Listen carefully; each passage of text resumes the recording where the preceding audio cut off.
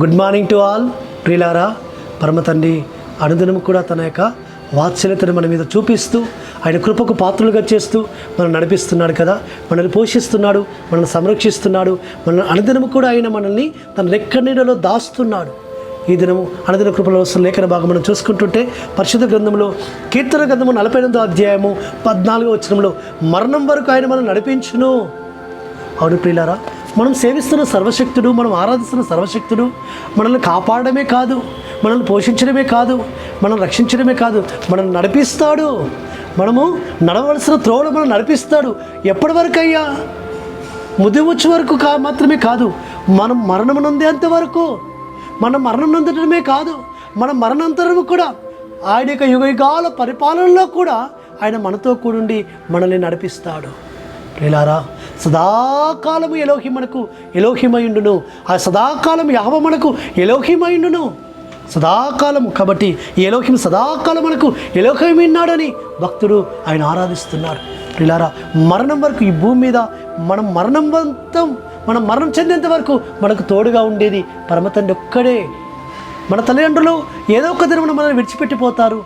మన కట్టుకున్న భార్య, మన కట్టుకున్న భర్త, మనం కన్న పిల్లలు మనల్ని ఏదో ఒక దినమున విడిచిపెట్టిపోతారు, ఏదో ఒక క్షణమున విడిచిపెట్టిపోతారు, మనల్ని మర్చిపోతారు, లేకుంటే మనకు దూరంగా వెళ్ళిపోతారు. ఈ లోకంలో యాత్రలు ముగిస్తారు.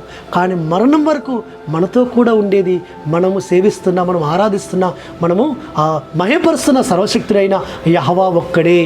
అందుకే ఆ యెహోవానే నమ్మదగిన వాడు, యెహోవాను మాత్రమే నమ్ముకోవాలి.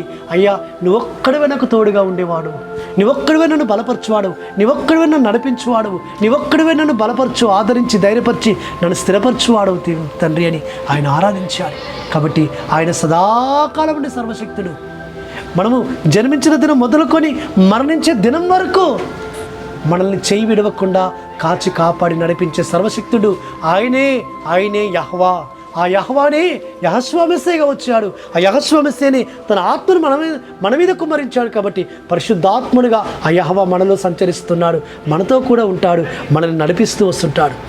ఏ కీడు మనకు తగలనీయకుండా, ఏ పైరుతో మనకు రానియకుండా, ఏ విధంగా నష్టం మనకు జరగనీయకుండా మనం నడిపిస్తూ వస్తుంటాడు ఆ పరమతండ్రి యెహోవా.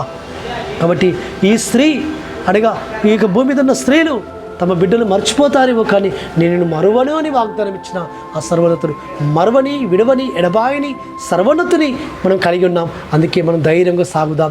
అట్టి కృపా పరమ తండ్రి మనకు అనుగ్రహించునుగాక. ప్రార్థన చేసుకుందాం. ప్రియులారా, పరలోకమందున్న మా తండ్రి సర్వోన్నతుడా, మరణం వరకు మీరు మమ్మల్ని నడిపిస్తానని వాగ్దానం ఇచ్చినారు.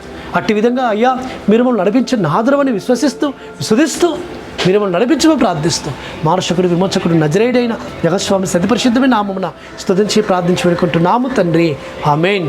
సర్వోన్నతుడు, సర్వాధికారి యెహోవా కృపా కనికరము నిరంతరం తోడుగా ఉండి ఆయన మనల్ని బలపరచును గాక. ఆమేన్.